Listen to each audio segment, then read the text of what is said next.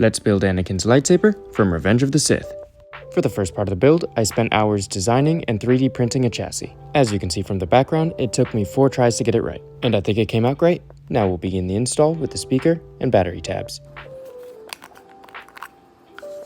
As you can see, we're using a 28mm speaker, so it'll sound really good. It snaps in place, but we're going to want to put in some glue to make sure it's secure. And now for the battery tabs. We'll start with the positive. I like soldering 2 wires to it, one to the Neopixel connector and one straight to the board. And now we trim down the negative to make it fit, before soldering on the wire and fitting it in the chassis. Now we're on to the Neopixel connector. For this build, it'll be relatively simple. We don't have to remove any resistors, or add an extra data line, or a blade detection wire. That means all we have to do is solder the pins on, and then 3 wires. At this point, you might be wondering, where's the positive wire? And you would be right. So far I only have 2 negatives and 1 data line. This is because we're going to use the second positive wire from the battery tab, and then attach it to the Neopixel while it's sitting in place. And there we go, fits right in. So now what we have done is the speaker, battery tabs, and Neopixel connector. Next up are the buttons. Typically you're going to want to use different colored wires for the buttons, but I decided to use all black. This is because one day I want to build a lightsaber using only black wires. Now I already marked out where the buttons are going to be going on the chassis, because the buttons on the clamp only hit in very specific spots.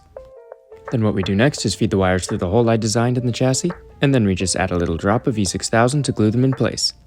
And with that, I used some rubber bands to hold it in place overnight. I also decided to glue in the speaker while I'm at it, so I just left it overnight for the glue to cure, and this is how the buttons came out. With everything else out of the way, it's now time for the final part, the soundboard. For this particular lightsaber build, we're going to be using the Proffie board. So let's remove the SD card and solder everything to the Proffie.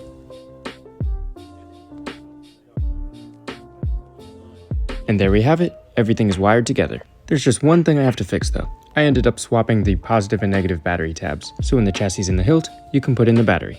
Up next can either be the most fun or stressful part. Let's see if it works.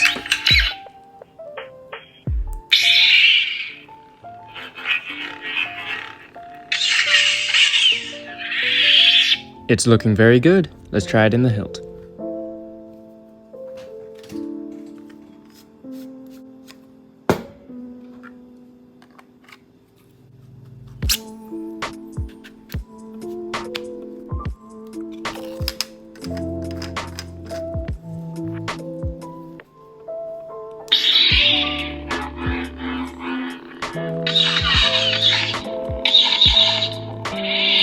Awesome, it works in the hilt. Now let's try it with the blade on. And with that, this lightsaber commission has been complete. Hope you guys liked it. Tune in next time for another build.